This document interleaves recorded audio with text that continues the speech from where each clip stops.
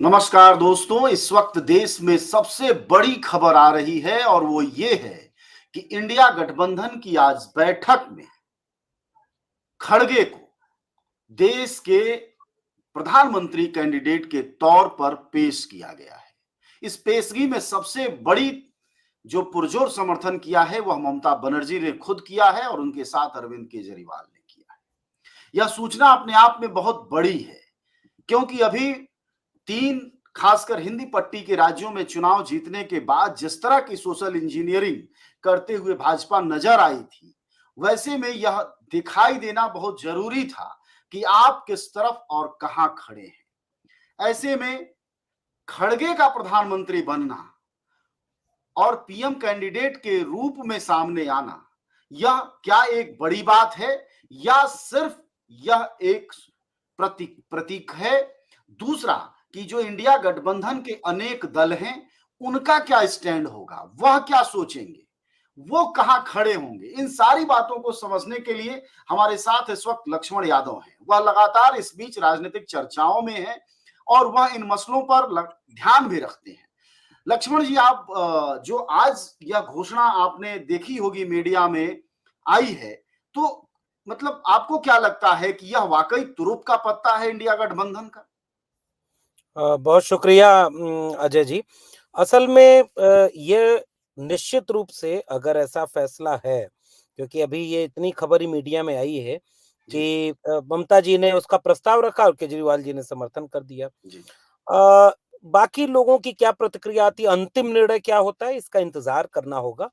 जी, फिलहाल अगर इसका एक राजनीतिक विश्लेषण करें, तो वो ये होगा कि आज़ादी का अमृत काल, हुँ, 75 साल, आज तक कोई दलित प्रधानमंत्री नहीं बना। नहीं बना। और ये कोई सामान्य बात नहीं है। ये वो बात है कि अमेरिका से अगर उदाहरण बाकी चीज़ों की विविधता और अलगाव के बावजूद लें, तो जी, अमेरिका इतना नस्ल भेदी और रंग भेदी था, जिसने अपने सबसे बड़े आवास का नाम व्हाइट हाउस रखा था। लेकिन गृहयुद्ध ही सही जो झेल करके वहाँ एक ब्लैक वहाँ पर प्रेज़िडेंट बना, बना, बना। तो बदल गया। भारत जिसने अपने देश की एक आबादी को धर्म के नाम पर, सामाजिक परंपरा के नाम पर अछूत रखा, गले में मटकी, पीठ पर झाड़ू और जाने क्या-क्या है। और ये कोई बहुत पुरानी बात नहीं है। आज भी इस देश में जाति के नाम पर अन्याय, अत्याचार, शोषण जितना उस दलित समुदाय का होता रहा है, ये आज भी इस देश के सामने राष्ट्र बनने की चुनौती है। ऐसे वक्त में अगर कोई विपक्षी एकजुटता का गठबंधन यह फैसला ले ले कि हम एक दलित पृष्ठभूमि से आने वाले एक बुजुर्ग दक्षिण भारतीय और एक कद्दावर अविवादित व्यक्ति को भारत के जी, प्रधानमंत्री पद के लिए दावेदार रखते हैं, मुझे लगता है कि इसका विरोध कर पाने की स्थिति में कोई नहीं होगा। और बिल्कुल, ये निश्चित रूप से भारतीय राजनीति को बदलने के लिहाज से, भारतीय जी, राजनीति के समावेशीकरण के लिहाज से तुरुप का इक्का हो सकता है। अब ये बाकी अंदर क्या-क्या चीज़ें बनेंगी, वक़्त के साथ चीज़ें आगे बढ़ेंगी, लेकिन अगर केवल एक पॉइंट पर बात करें, तो ये एक बहुत बड़ी बात है, क्योंकि इस देश में पहली बार कोई आया और कहा कि मैं ओबीसी माँ का बेटा हूँ, मुझे प्रधानमंत्री बनाओ, और अगली बार 19 के चुनाव में कह दिया कि मैं अति पिछड़ी माँ का बेटा हूँ। और जब जाति जनगणना का सवाल इस देश में उठने लगा, तो उसने कहना शुरू कर दिया कि जाति तो होती ही नहीं, केवल गरीब, अमीर, महिला, पुरुष और किसान की जाति होती है। ऐसे वक्त बिल्कुल। में अगर विपक्षी गठबंधन जाति जनगणना की बात करता है, सबके साथ के, सबके विकास के नारे के सामने सबकी हिस्सेदारी के सवाल को राजनीतिक सवाल बना ले, तो इनसे जोड़ लेंगे तो आपको लगेगा कि हाँ, ये बहुत बड़ा तुरुप का इक्का बिल्कुल, हो सकता ये सब की हिस्सेदारी का ही मुझे लगता है कि सबसे बड़ा, इसीलिए मैं कह रहा था तुरुप का पत्ता है और हमारी बातचीत में आगे आएगा, आपके विश्लेषण में आएगा कि पार्टियों का क्या स्टैंड होना चाहिए। लेकिन जो महत्वपूर्ण बात निकली है, वह ये कि भारत के इतिहास में 75 साल के अमृतकाल के इस दौर में, अगर प्रधानमंत्री पद का दावेदार भी अगर बनाया गया है, तो पहली दफा कम से कम इंडिया गठबंधन, इतने बड़े गठबंधन की तरफ से किसी को बनाया गया है और अगर प्रधानमंत्री बनते हैं तो जाहिर तौर पर अमेरिका के उस नस्लवादी इतिहास को हम वाकई पल अपने देश में भी पलटते हुए नजर आएंगे। अब आइए लक्ष्मण भाई, इस सवाल पर जिसकी आपको थोड़ी चिंता थी कि दूसरे दलों का क्या स्टैंड होगा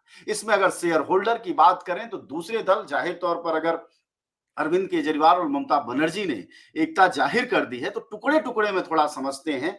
अब अगला नंबर अखिलेश यादव का अखिलेश यादव लगातार ममता बनर्जी और केजरीवाल के नजदीक रहे। बीच में इंडिया गठबंधन के टूट की भी जब बात आ रही थी तो तीसरे मोर्चे की बात आ रही थी और कोशिश ये हो रही थी स्थापित करने की, अरविंद केजरीवाल, ममता बनर्जी और अखिलेश यादव एक साथ होंगे। ऐसे में आपको क्या लगता है कि अखिलेश यादव को आगे बढ़कर इस बात का समर्थन करना चाहिए रणनीति के भी तौर पर और राजनीति के भी तौर मुझे लगता है कि ये देखना दिलचस्प होगा कि उनकी रणनीति क्या बनेगी। पर? जी। अखिलेश यादव ने 1-2 चीज़ें बहुत क्लियर की हैं। हम्म, अभी हाल के दिनों में आप जी। देखेंगे समाजवादी पार्टी वो पार्टी रही है जिसके ऊपर प्रमोशन रिजर्वेशन का बिल फाड़ने से लेकर के महापुरुषों के जिलों पर के नाम रखे गए, महापुरुषों के नाम पर उसके नाम बदलने से लेकर के हम्म, कई तरह के ऐसे आरोप लगते रहे हैं जिसकी वजह से ये लगा कि वो दलित सेंटिमेंट को लेकर के बहुत सेंसिटिव नहीं है।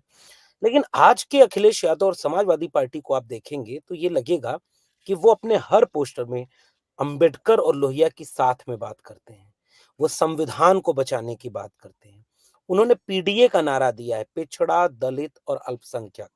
हम्म, उन्होंने सबकी हिस्सेदारी, सबकी भागीदारी की बात की है, जाति जनगणना की बात की है। ये जी। जो नया बदलाव आ रहा है, सामाजिक न्याय जाति जनगणना रास्ता सामाजिक न्याय का, इस जी। पर वो लोग जागरण अभियान चला रहे हैं। इसका मतलब अखिलेश यादव की वैचारिक लाइन बिल्कुल स्पष्ट हुई है हाल के दिनों में। और हम्म, वो वैचारिक लाइन सामाजिक न्याय की लाइन है। वो वैचारिक लाइन पीडीए की लाइन है। और वैचारिक लाइन के साथ जो पॉलिटिकल लाइन है अखिलेश यादव की वो ये कि अगर वाकई हमें मोदी को 24 में हराना है, बीजेपी को हराना है, तो उत्तर प्रदेश जहां की 80 सीटें हैं, और मैं इसमें एक चीज और जोड़ दूं, केवल 80 बात 80 सीटों की नहीं है कि आप संख्या में ज्यादा है। जी। बात इसका भी है कि उत्तर प्रदेश वो राज्य है जो नैरेटिव सेट करता है। जहां अयोध्या, मथुरा, काशी तीनों है, तो जहां पॉलिटिकल नैरेटिव चेंज करने का एक मादा है, वहां की पॉलिटिक्स ने सबसे ज्यादा प्रधानमंत्री दिए। उस पॉलिटिक्स का असर ये होता है कि प्रधानमंत्री बनना है तो बनारस जाना होगा लड़ने। मैं तो हम्म, कह रहा हूं कि अब अगला कदम ये कराइए कि मल्लिकार्जुन खड़गे उत्तर प्रदेश से चुनाव लड़ेंगे, नीतीश कुमार बिल्कुल। उत्तर प्रदेश से चुनाव लड़ेंगे। ये जो रणनीति अखिलेश यादव की है कि 80 सीटों पर हमारी रणनीति क्या होनी चाहिए कि इन 80 सीटों पर अगर आपने बीजेपी को हरा दिया, दक्षिण में वो साफ है, गुजरात छोड़ करके और बाकी जगहों पे कोई बहुत मजबूत स्थिति है नहीं। मध्य प्रदेश, छत्तीसगढ़, राजस्थान जीते हैं, लेकिन अभी भी ये कहना कि पूरी तरह से बीजेपी जीतेगी, ये जल्दीबाजी होगी।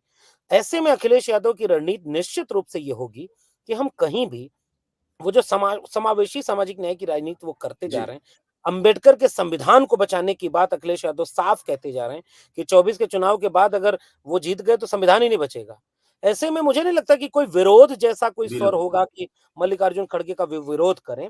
मुझे लगता है लेकिन कि एक ये सहमति बन जाएगी। लेकिन ये नाम एकाएक आया है क्योंकि जिक्र में जो नाम था वह नीतीश कुमार का था और नीतीश कुमार की पहल पर इंडिया बनी। वह लगातार सक्रिय भी रहे, फिर बाद में थोड़ा सा निष्क्रिय जैसा भी दिखाई दिए। ऐसे में जिस तरह खड़गे का नाम उछाला गया है, दक्षिण भारत के हैं मल्लिकार्जुन खड़गे, वरिष्ठ नेता हैं, काबिल नेता, इसमें कोई संदेह नहीं है। लेकिन जो परफॉर्मेंस रहा कांग्रेस पार्टी का अभी बीते विधानसभा चुनाव में, खासकर हिंदी प्रदेशों में, वैसे में मल्लिकार्जुन खड़गे के नाम पर गठबंधन के बाकी दल आपको लगता है आसानी से तैयार हो जाएंगे, जबकि बहुत अच्छा रिस्पांस विधानसभा चुनाव में कांग्रेस का नहीं है? वो क्यों नहीं कहेंगे, हम क्यों नहीं? निश्चित रूप से इसीलिए मैंने शुरुआती टिप्पणी में भी ये कहा कि अभी इस पे बहुत कुछ क्लियर होना बाकी है। मेरा अभी भी मानना है कि मैं पहले भी ये इस बात को लेकर के बिल्कुल स्पष्ट था कि 2 ही नाम ऐसे हैं जिनको लेकर के इंडिया गठबंधन को आगे बढ़ना चाहिए। हालाँकि ये चूँकि व्यक्ति केंद्रित पूरी भारतीय राजनीति होती जा रही है, इसलिए इसके सामने एक चुनौती है। जैसे विपक्ष बार-बार इस चक्रव्यूह में फँस जाएगा जो बीजेपी फँसाएगी कि मोदी का विकल्प कौन? विकल्प वहाँ सांसद नहीं चुने जा रहे हैं अब इस देश में, अब प्रधानमंत्री चुना जा रहा है, जबकि बिल्कुल। प्रधानमंत्री सांसद मिल करके प्रधानमंत्री चुनते हैं, लेकिन अब वो डिस्कोर्स बहुत पुराना हो गया। चेहरा सामने रख दिया गया है। हाँ, और वो भी वहाँ जहाँ उनके पास चेहरा बहुत मजबूत है। मध्य हम्म, प्रदेश और राजस्थान में चेहरा नहीं रहेगा, लेकिन जी। फिर भी चुनाव जीत लेंगे। ऐसे में चेहरे की राजनीति के जवाब में 2 ही विकल्प थे। मुझे लगता है कि बहुत बहुत बेहतर विकल्प थे। प्री इलेक्शन अगर चेहरा होता तो वो नीतीश कुमार और मल्लिकार्जुन खड़गे ही होते। और जी। मेरा मेरा मानना है कि अभी भी अगर इंडिया गठबंधन को बहुत व्यवस्थित तरीके से चीज़ों को करना है तो नीतीश कुमार की भूमिका को प्राथमिक रखना होगा।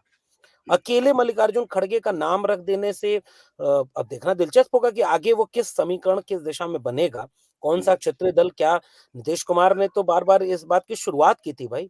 मुझे याद है कि हम सारे लोग जानते हैं कि नीतीश कुमार ने कई राज्यों का पूरे देश का भ्रमण किया, बड़े-बड़े नेताओं से मुलाकात की बिल्कुल, और उसके बाद पहली बैठक बिहार में हुई। लालू प्रसाद के होने की भूमिका को आप नज़रअंदाज नहीं कर सकते। बिल्कुल। और आज भी मैं कह रहा हूँ कि बनारस और फूलपुर इलाहाबाद के इलाके में आप नीतीश कुमार की रैलियाँ करा दीजिए, प्रधानमंत्री नरेंद्र मोदी की सीट भी अगर फँस न जाए तो कहिएगा। नीतीश कुमार की वो छवि है। इसलिए मेरा मानना होगा कि कुछ ऐसा सोचना होगा या शायद वो सोचेंगे ऐसा हुँ, कि नीतीश कुमार की भूमिका को भी बड़ा रखा जाए। अगर मल्लिकार्जुन खड़गे की एक राय से सहमति बनती है, तो मुझे लगता है नीतीश कुमार की भूमिका और बड़ी होनी चाहिए। अभी इस पे हालाँकि इंतज़ार करना होगा कि जी। बाकी लोगों की क्या राय है। मुझे लगता है कि आपको भी ऐसा लग रहा होगा, देश को भी लग रहा है कि चूँकि प्रधानमंत्री ताज़ा-ताज़ा पिछड़ी जाति में शामिल हुए और उसके बाद वह पिछड़ी जाति के प्रतिनिधित्व के भारत में सबसे बड़े नेता बन गए। ऐसे में दलित समाज का कोई कैंडिडेट और जिसमें ये पीडीए की एकता बनती हो सकता है कि यह जो आप शुरू में कह रहे थे कि देश में पहली बार दलित प्रधानमंत्री और इस तरह का जो एक नैरेटिव सेट होगा और उसके बाद दलित आदिवासी समाज और उसमें पिछड़ा तबका और बाकी जो एक हिस्सा है तो इसमें आपको किसी पिछड़े कैंडिडेट के मुकाबले ज्यादा ताकत नहीं दिखाई देती। निश्चित रूप से, इसीलिए मैंने पहली टिप्पणी में ये कह दिया कि जी। आज़ाद भारत में पहली बार ये एक मौका है जिसमें एक दलित प्रधानमंत्री हो और ये देश के लिए इससे मतलब इसका आप विरोध कर ही नहीं सकते। कर ही आप नहीं अगर सकते। मनुष्य हैं, आप इस देश के नागरिक हैं और आप में हम्म, बुनियादी समझ राष्ट्र निर्माण की प्रक्रिया को लेकर है, हम्म, आइडिया ऑफ इंडिया को लेकर है, तो आप जी। कतई इसके विरोध में एक लफ्ज़ नहीं बोल सकते। अगर आप बोल रहे हैं तो इसका मतलब आप में कहीं कई जगह पे दिक्कत है। दूसरी बात ओबीसी प्रधानमंत्री नरेंद्र मोदी तो सेल्फ मेड ओबीसी हैं। हम्म, एचडी देवेगौड़ा पहले ओबीसी प्रधानमंत्री थे और उनके थे। कार्यकाल में जितने हम्म, भी ठोस निर्णय हुए उसका इस देश को लाभ हुआ है। हालाँकि जी। वो कार्यकाल बहुत कम था। हम्म, ये इस देश को समझना होगा कि प्रधानमंत्री नरेंद्र मोदी के लिए भी इस बात का क्या जवाब होगा कि एक एक दलित क्यों ना इस देश का पहला प्रधानमंत्री बने? जी। इसका विरोध तो कोई कर ही नहीं सकता। इसीलिए मैंने ये अभी जो टिप्पणी की वो ये हम्म, की कि अगर ओबीसी नीतीश कुमार हैं हम्म, चुनाव अल्टीमेटली जीतना है और अगर हम्म, केवल एक चेहरे, एक जाति के नाम पर चुनाव जीतना फिलहाल मुझे लग रहा है कि मुश्किल है। वरना जिस पृष्ठभूमि से निकल कर के आदरणीय मायावती जी हम्म, राजनीति में आई और उन्होंने इस देश की राजनीति को बदल कर रख दिया। जी। उनका राजनीति में होना और उनका काम करना ये इस देश की राजनीति के व्याकरण को बदलने जैसा है। हम्म, लेकिन सियासत ऐसी कि देखिए आज एक विधायक हम्म, सांसद 14-14 में 0 हो गए। केवल एक सेंटिमेंट से मामला बनता नहीं है। मामला एजेंडे से बनेगा और मामला कुछ और समावेशी होने से बनेगा। मिसाल के तौर पर अगर दलित समाज के साथ ओबीसी समाज बड़ी तादाद में जुड़ जाए, नीतीश कुमार की भूमिका प्रधानमंत्री नरेंद्र मोदी की झूठा ओबीसी साबित करने में कितनी महत्वपूर्ण हो सकती है, इस बात को आप यहाँ से देखिए। इस हम्म, बात को यहाँ से देखिए कि नीतीश कुमार और मल्लिकार्जुन खड़गे की, अखिलेश यादव, तेजस्वी यादव के साथ स्टालिन की अगर हम्म, भूमिकाओं को आप जोड़ देंगे, तो जिस ओबीसी समाज की हिस्सेदारी 60% बिहार में है, पूरे जी। देश में आज कहा जा रहा है कि वो 60 55 से 60 के बीच में आएगी। इतनी बड़ी आबादी है ओबीसी की और अगर एक तालमेल बन जाए लगभग 18 से 20% दलित समाज की आबादी के साथ, तो ये तो पूरा चुनाव बदल जाएगा, पूरी राजनीति बदल जाएगी। तो इलेक्टोरल पॉलिटिक्स में जो नंबर गेम होता है, जी। उस नंबर गेम को और पॉलिटिकल कैलकुलेशन को ठीक करने के लिए खड़गे के साथ आपको एक ओबीसी चेहरा, एक ओबीसी सेंटिमेंट उस चेहरे को मजबूत करेगा जो मल्लिकार्जुन खड़गे होंगे। और अब निश्चित रूप एक से बिल्कुल, एक विश्लेषक के तौर पर अब देश यह भी समझना ज़रूर चाहेगा कि जब आप यह सब बातें कह रहे हैं, तो उसमें सांप्रदायिकता और धर्म का पहलू थोड़ा छूट रहा है। हम सब इस चुनौती से जूझ रहे हैं। खुद मल्लिकार्जुन खड़गे की पार्टी, उनके मुख्य नेता राहुल गांधी लगातार कह रहे हैं कि देश में नफ़रत का माहौल है। आप सब भी अपने विश्लेषणों में ये बातें कहते हैं। ऐसे में ओबीसी समाज हो चाहे एससी समाज हो, कैंडिडेट खड़गे बन जाए या नीतीश कुमार बन जाए, आपके हिसाब से जो सबसे ताकतवर औजार है भारतीय जनता पार्टी के पास धर्म का, जिसका कि सबसे बड़ा मोहरा प्रदर्शन करने जा रही है वह जनवरी के दूसरे हफ्ते में, उसका मुकाबले का क्या रास्ता निकालना चाहिए? क्योंकि कैंडिडेट के साथ साथ यह भी एक कठिन काम है, इसके क्या तौर तरीका होगा? किसका मैं समझ नहीं पाया इस सवाल को? मतलब सांप्रदायिक जो एजेंडे हाँ, हैं भारतीय जनता पार्टी के, उसके मुकाबले जब जातिगत स्थितियों पर जाते हैं, पिछड़ी जातियों का बड़ा हिस्सा भारतीय जनता पार्टी को वोट दे रहा है, दलित समाज का भी एक हिस्सा वोट दे रहा है, तो ऐसे में सवर्ण अपनी जगह हैं ही, तो इसके लिए जो चाक चौबंदगी चाहिए, यह जाति से ऊपर जो चली गई है बीजेपी, जहां जाति से ऊपर धर्म है, उसके मुकाबले की क्या तरकीब होगी? मुझे लगता है कि अजय जी एक बहुत महत्वपूर्ण बात ये है कि सांप्रदायिकता एक ऐसा सवाल है, जी, जिसको लेकर के आप आइडिया ऑफ इंडिया की अगर बात करते हैं, आप सेकुलरिज़्म की बात तो उसमें इंक्लूड है। वो हुँ, भारत के संविधान में है कि आप एक पंथ निरपेक्ष, धर्मनिरपेक्ष राष्ट्र होंगे और हुँ, सारे नागरिक बराबर होंगे। बीजेपी इसी चीज़ को इस्तेमाल करती है, उसे मुसलमानों को टिकट नहीं देना, उसे मुसलमानों का वोट नहीं चाहिए, लेकिन बाकी सारे हुँ, नागरिकों को जाति की बजाय धर्म के नाम पर गोलबंद रखना चाहती है। हुँ, इसीलिए मैं नीतीश कुमार की भूमिका को इतना महत्वपूर्ण कह रहा हूँ कि वो भूमिका इतनी महत्वपूर्ण थी कि राहुल गांधी तक को जाति जनगणना वाले सवाल को उठाना पड़ा। कांग्रेस चूँकि पहले समय के विरोध में रही है।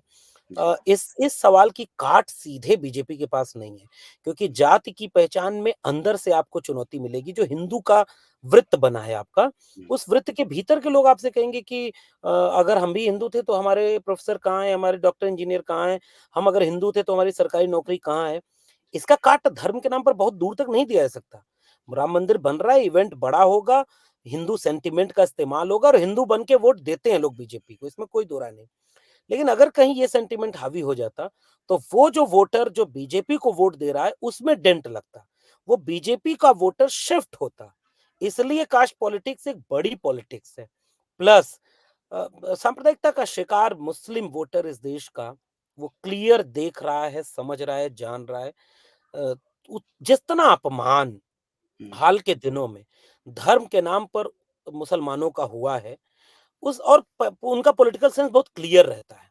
हुँ, वो उनके साथ जाएंगे जो बीजेपी को हराएगा, क्योंकि वो जानते हैं कि आरएसएस और बीजेपी मिल करके जिस तरह का विमर्श खड़ा कर रहे हैं, बाबा सब कहते हैं हिंदू राष्ट्र बनाना है, दोयम दर्जे के नेता कहते हैं हिंदू राष्ट्र बनाना है, और प्रधानमंत्री गृह मंत्री पूछा जाता है तो कहते हैं कि धर्म नहीं, संविधान से चलेगा देश। लेकिन ये बात तो समझ तो सब रहे हैं ना, जमीन पर झेल तो सब रहे हैं सांप्रदायिक तनाव को, धार्मिक जुलूसों के बाद उत्पन्न होने वाले तनाव को। इससे ये होगा कि आज की तारीख में जो बीजेपी को हरा रहा होगा, अगर इंडिया अलायंस बनता है, मिसाल के तौर पर उत्तर प्रदेश ही देख लें।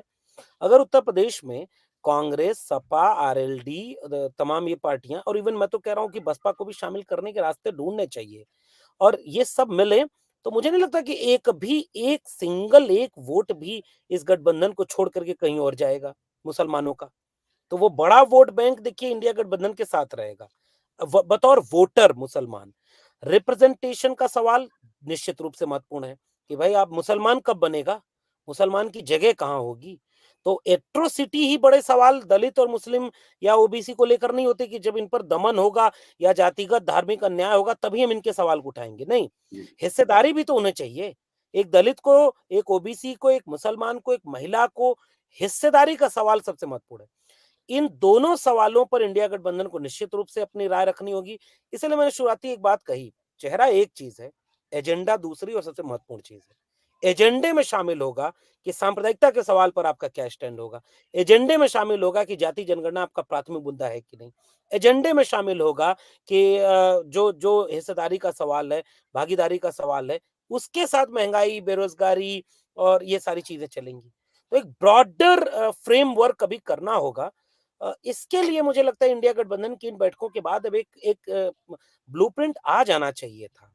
अब जी, कमलनाथ जैसे कोई नेता रहे होंगे, वो जॉइंट रैली जो अक्टूबर में होनी थी उसको रुकवा दिए, दिसंबर आ गया, हुँ, खामियाजा भुगत लिए। अब भुगत बिल्कुल इनके पास समय नहीं है। आज की बैठक के बाद जो सबसे महत्वपूर्ण होना था कि वो एजेंडा पब्लिक डिस्कोर्स में आना चाहिए था। चेहरा अगर आ रहा है तो वो भी कॉमन उसके साथ प्रेस कॉन्फ्रेंस के साथ, और उसके साथ एजेंडा आ जाए, ताकि अब कोई कंफ्यूजन नहीं रहे, क्योंकि अब समय बिल्कुल नहीं बचा है। 22 जनवरी को उद्घाटन होने वाला है मंदिर का, उसके बाद देश दूसरी दिशा में चला जाएगा। आज आपके पास मौका है कि आप अपने एजेंडे पर देश को वापस लौटा ले आते। यहाँ मुझे लगता एजेंडे है अभी एजेंडे से ही एक महत्वपूर्ण बात निकलती है, वह है कांग्रेस के चरित्र पर। जिस तरह की पार्टी कांग्रेस है, वह कोई दलित समाज की पार्टी नहीं है। बल्कि सवर्ण वर्चस्व की पार्टी मानी जाती रही है और उसका ढांचा अभी भी बहुत अलग नहीं है। ऐसे में खड़गे को सिर्फ प्रधानमंत्री पद का कैंडिडेट बना दिए जाने के बाद पार्टी के भीतर जो एजेंडा है, पार्टी पार्टी के भीतर जो एक्सेप्टेंसी है और जो बल लगाया जाना चाहिए सिर्फ पार्टी के लेवल पर, क्या आपको नहीं लगता कि उसमें भी कुछ काम करेगी कांग्रेस? अंदर से एक सीधी दिशा लेगी, तभी खड़गे मल्लिकार्जुन खड़गे बन पाएंगे और देश के पहले प्रधानमंत्री दलित के रूप में प्रस्तुत हो पाएंगे। इस बात का अभी इंतज़ार करना होगा। मेरा मानना है जी, कि कांग्रेस पार्टी को अभी इम्तिहान देना है। जी, मिसाल के तौर पर एक एग्ज़ाम्पल दे रहा हूँ। हम्म, आप कहीं ऐसा ना हो कि जाति जनगणना जैसे मुद्दे को राहुल गांधी ने उठाया भी, तीनों राज्यों के चुनाव में भी उठाया। उसके बाद वो एजेंडा, वो जो पॉलिटिकल नैरेटिव का एजेंडा जैसे सेट होता है, हर एक लीडर उस पर बोलता है खुलकर। आपके टिकट वितरण में वो दिखता है कि हाँ, आप सबकी हिस्सेदारी का बात करने लगे हैं। जी, आपके टिकट वितरण में वो दिखा नहीं कि सबकी हिस्सेदारी पर सबके भागीदारी मिल रही है। आपके बाकी नेताओं ने वो लब ही नहीं खोले जैसे राहुल गांधी खोलते हैं। मुझे कई बार लगता है कि बेचारे राहुल गांधी एक अलग कांग्रेस के नेतृत्व करता है, या मल्लिकार्जुन खड़गे को भी मैं उसमें शामिल करता हूँ। बाकी कांग्रेस तो कहीं वहीं पीछे पड़ी हुई है, जो कभी-कभी मंडल का विरोध करती थी या कभी वो करती थी। वो मन से वो एक्सेप्ट नहीं कर रहे हैं। इसलिए आज की तारीख में कांग्रेस के भीतर क्या ये दबाव काम नहीं कर रहा होगा कि जाति जनगणना के मुद्दे को छोड़ दीजिए क्योंकि आप 3 राज्य हार गए? जी, एक लॉबी होगी जो ये काम कर रही होगी कि क्योंकि वो लॉबी उतना मन से उस मुद्दे को कभी उठाई ही नहीं। वो तो उनका नेता था। वो मल्लिकार्जुन खड़गे का होना था। मैं निश्चित रूप से कह रहा हूँ, कांग्रेस के प्रेसिडेंट आज की तारीख में अगर मल्लिकार्जुन खड़गे न होते, एक दलित न होता, राहुल गांधी के सामने ये चुनौती न होती कि पूरे समाजवादी आंदोलन के लोग, सामाजिक न्याय के लोग पूरे देश में जाति जनगणना के मुद्दे को आज से उठा रहे हैं। लंबे समय से उठा रहे हैं। और वो दबाव ना होता तो राहुल गांधी यहाँ खड़े ना होते। राहुल गांधी और मल्लिकार्जुन खड़गे जहाँ खड़े हुए वहां कांग्रेस का बाकी नेता कभी दिखा नहीं। रायपुर अधिवेशन में उन्होंने कहा था कि 50% हम गैर सवर्णों से अपने संगठनों को भरेंगे, कभी पब्लिक डोमेन में इसको कैश नहीं किया। जो बीजेपी एक तरफ कह रही है कि जाति नहीं होती, जाति केवल गरीब अमीर की होती है, उस बीजेपी के ट्विटर हैंडल से आता है कि हमने सबसे ज्यादा ओबीसी मुख्यमंत्री दिए, हमने कैबिनेट बिल्कुल, मंत्री दिए, हमने विधायक सांसद दिए। वो बीजेपी दोनों का इस्तेमाल कर रही है। उस बीजेपी को जब दलित पिछड़ों को ये दिखाना है कि हमने तुम्हारी हिस्सेदारी दी, तो वो उसका आंकड़ा सार्वजनिक कर दे रही है, फ्रंट फुट पे खेल रही है। गृह मंत्री अमित शाह जाके बिहार में क्रेडिट ले रहे हैं कि जाति जनगणना का एजेंडा तब पास हुआ जब हम सरकार में थे, और दूसरी तरफ प्रधानमंत्री उससे डिटैच भी कर ले रहे हैं कि नहीं नहीं, केवल गरीब की जाति हो रही है। कांग्रेस क्या कर रही है? कांग्रेस का नेता तो बहुत क्लियर कट स्टैंड ले रहा है, लेकिन कांग्रेस पार्टी कहां खड़ी है? इसलिए कल ताकि कह दें कि जाति जनगणना फेल मुद्दा, वोट नहीं मिलता, तो कल को आप कह देंगे मल्लिकार्जुन खड़गे दलित है, इससे तो कोई फायदा नहीं हुआ, पॉपुलर फेस होना चाहिए। कुछ भी हो सकता है, इसलिए अभी इम्तिहान कांग्रेस पार्टी का बाकी है। और मैं बार बार कह रहा हूं, क्षेत्रीय दलों की भूमिका जितना मजबूत, जितना ताकतवर और जितनी गंभीर है इस चुनाव में, अगर कांग्रेस पार्टी इसे नजरअंदाज कर ले, जैसे सुप्रिया सुले वहां की मुख्य प्रवक्ता हैं, सोशल जी, मीडिया प्रभारी हैं, उन्होंने हम्म, जब भी तेलंगाना पर बात की तो उन्होंने क्षेत्रीय दलों के खिलाफ बोला है कि हमने हम्म, एक क्षेत्रीय दल को हराया है। ये इंटेंशन उनका दिखा रहा है, क्योंकि बिहार, झारखंड, उत्तर प्रदेश, बंगाल, दिल्ली, महाराष्ट्र, तमिलनाडु, हर जगह, आंध्रा, हर जगह उनको ये महसूस होता है कि ये तो हमारी जमीन थी, क्षेत्रीय दल इसको बना ले गए। इसलिए कांग्रेस का इम्तिहान बाकी है, इसलिए अभी इस चीज की परीक्षा बाकी है, कितना आप मन से काम करते हैं। अगर आप मन से ईमानदार नहीं है, तो हम्म, केवल एक जाति का चेहरा आगे कर देंगे, एजेंडे में आप शामिल नहीं करेंगे। आप एजेंडे जी, में दलित बहुजन एजेंडे को अगर आप शामिल नहीं कर रहे हैं इंडिया गठबंधन में, तो दलित बहुजन भरोसा कैसे करे कि बीजेपी से बेहतर विकल्प आप हैं? इसलिए अभी बहुत बड़ा इम्तिहान बाकी है, वो है एजेंडे का।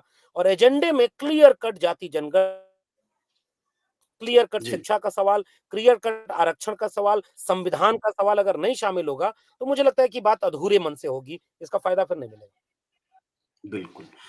एक और बात कही जाती है, आखिरी सवाल आपसे, वो ये कि इंडिया गठबंधन ही नहीं, पहले भी विपक्षी गठबंधन को मेढक तौलने की संज्ञा दी जाती थी। अब वह क्या आप कमाल देखते हैं अब आए पिछले कुछ वर्षों के बदलाव में, जिसके बाद इस विश्लेषण का या इस लोकोक्ति का कोई महत्व नहीं रह गया है, बल्कि वह एक साथ ताकतपूर्वक मजबूती से आने को तैयार है, क्योंकि वही रास्ता भविष्य का रास्ता भी बनाएगा। मुझे लगता है अजय जी, ताकत जब होती है ना, तो आप मुख्यमंत्री या प्रधानमंत्री का सपना देखने वाले को मार्गदर्शक मंडल में मान कर दें डाल और देते वो हैं। विरोध में एक लाइन ना बोले। जी। जब आपके पास बहुत ताकत होती है और कैप्चर्ड ताकत होती है, जो मतलब आपको दूसरी तरह से व्यवहार करने पर जो तानाशाही रवैया अख्तियार करती है, हुँ, तो वो क्या करती है कि वो फिर ये कर लेती है कि मुख्यमंत्री जो इस समय करंट में हो, उसको हटा दे, बेचारे को किसी और को मुख्यमंत्री बना दो, विरोध में एक नहीं, आँसू बहाएगा, लेकिन बोल नहीं सकता। पर्ची पढ़ के वो चुप रह जाएगा। चुप रह हुँ, जाएँगे, वो हुँ, पर्ची पढ़ के चुप हो जाएँगे। हुँ, ताकत का मतलब ये होता है, कैप्चर्ड पावर का मतलब ये होता है कि कैबिनेट मंत्री को कह दो जाओ विधायक का चुनाव लड़ो, चुपचाप जाके हुँ, चुनाव लड़ेगा। ये एक अलग प्रवृत्ति राजनीति में आती जा रही है और एक ज़माने में बीजेपी खुद को कहती थी कि पार्टी विद डिफरेंस है। हम एक जी, डेमोक्रेटिक सेटअप की पार्टी हैं। वो ध्वस्त हो चुका है, वो 1-2 व्यक्ति की पार्टी है, जो 1-2 व्यक्तियों के लिए काम कर रही है।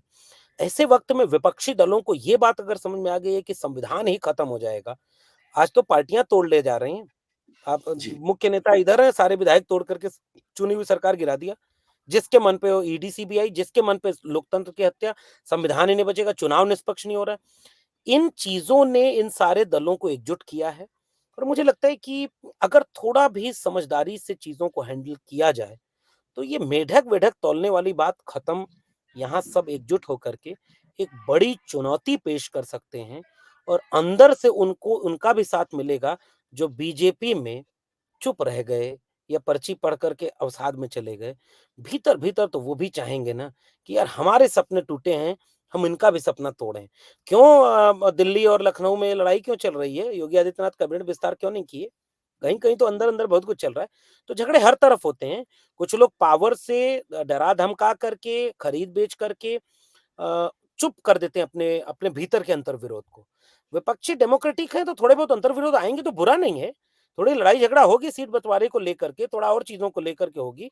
मोर और लेस मुझे लगता है कि ये अलायंस मजबूत होगा क्योंकि ये अलायंस देश की ज़रूरत के साथ-साथ उन पार्टियों की भी ज़रूरत बन चुका है। तो उत्तर भारत इसलिए में 2 दलितों की मुख्य पार्टियाँ हैं। मतलब एक अभी उभर रही है, एएसपी है, आज़ाद समाज पार्टी और दूसरी है बीएसपी, बहुजन समाज पार्टी, जो कि मानद पार्टी है, जिसकी अपनी काम रहा है अपने तरीके से उसने दलित समाज के लिए काम किया है। इन दोनों पार्टियों को अब तक इंडिया गठबंधन ने कोई जगह नहीं दी है। बीएसपी का कोई लक्षण लगता नहीं साथ आने का। क्या एएसपी जैसी पार्टियों का कोई महत्व है या फिर वो छिटकी भी रहेंगी तो ऐसे छोटे-छोटे दल छिटके भी रहेंगे तो 2024 के चुनाव पर कोई खास असर नहीं पड़ेगा? नहीं, मेरा मानना अभी भी है कि इन सारे दलों को साथ लेना चाहिए। आप नज़रअंदाज नहीं कर सकते।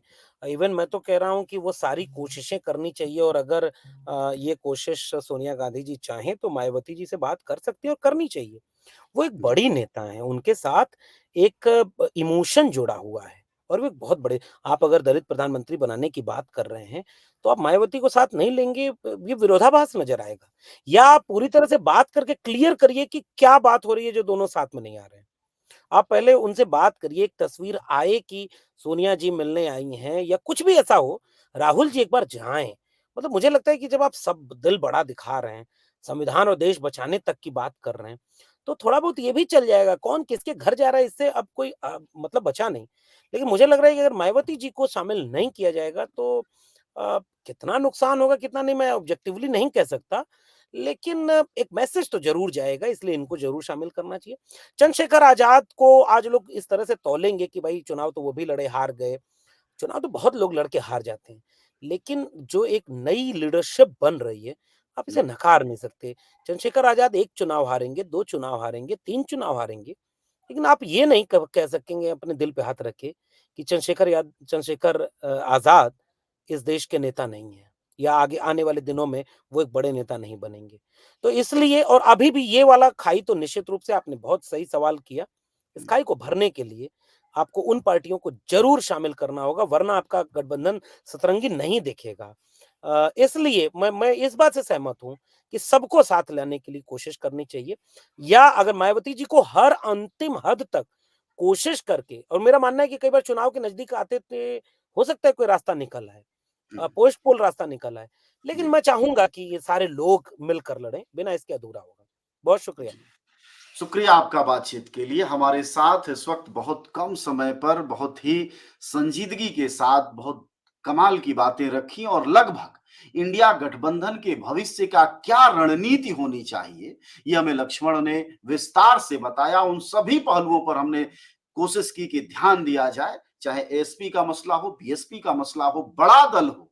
और एक कमाल की बात है, रूपक है, साहित्य में उसको बिंब कहते हैं, लेकिन उस बिंब में यह है कि अगर एक समय में खुद प्रयास करने सोनिया गांधी चली जाए मायावती के पास, या राहुल गांधी जाएं, उसकी तस्वीर आए, तब देश समझे। तब अगर कोई गलत है, कोई ईडी सीबीआई से डर रहा है या बीजेपी के साथ चल रहा जा रहा है, यह विश्लेषणों और पत्रकारों का काम नहीं है, बल्कि राजनीति के गठबंधन करने वाले लोगों के गंभीर सरोकार का प्रश्न है कि वह वहां उपस्थित हो और देश को तब बताएं कि देखो साहब, हमने इनके दर दर पर गए लेकिन इन्होंने नहीं सुना। जब संविधान बचाना था, जिस बाबा साहब की बदौलत मायावती गौतम बुद्ध नगर की एक लड़की से देश की युवा बनी, जिसको 2007 के बाद कहा जा रहा था कि भारत की पहली दलित प्रधानमंत्री होंगी। खैर, भारतीय राजनीति के अपने संयोग हैं, अपने तिकड़म हैं और अपनी गति है, उसमें नहीं हो पाया। तो जाहिर तौर पर इन सभी जब चीजों को आप उठाते हैं तो एक चीज बहुत पॉजिटिव नजर आती है कि इस देश में कम से कम किसी गठबंधन का ताकत पूर्वक कोई कैंडिडेट बना है प्रधानमंत्री पद का, तो मल्लिकार्जुन खड़गे साहब हैं। प्रधानमंत्री बन पाते हैं नहीं बन पाते हैं, यह तो 2024 मई में तय होगा, लेकिन अगर स्पिरिट ताकतवर रही और लगा देश को कि हाँ, यह एक मजबूत ठीहा हो सकते हैं, संविधान बचाओ, शिक्षा बचाओ, स्वास्थ्य बचाओ, सरकारीकरण को बचाओ, तो जाहिर तौर पर एक नई शुरुआत भी होगी और उस निराशा का खात्मा भी होगा। खैर, राजनीति में कल को क्या हो जाए, कब हमारी बात गलत साबित कर दें यही नेता जो आसाद दिख रहे हैं कल को उछल जाएं और सही में मेढक अब नहीं है, अब वाकई धीर गंभीर हो गए हैं, यह तो धीरे धीरे एक आध महीने में पता ही चल जाएगा। खैर, लक्ष्मण जी, आपका बहुत धन्यवाद इतने कम समय में जोड़ने के लिए, और हमारा उम्मीद है कि हमारे पाठक दर्शक आपकी इन बातों से सरोकार रखेंगे। शुक्रिया आपका बातचीत। बहुत धन्यवाद।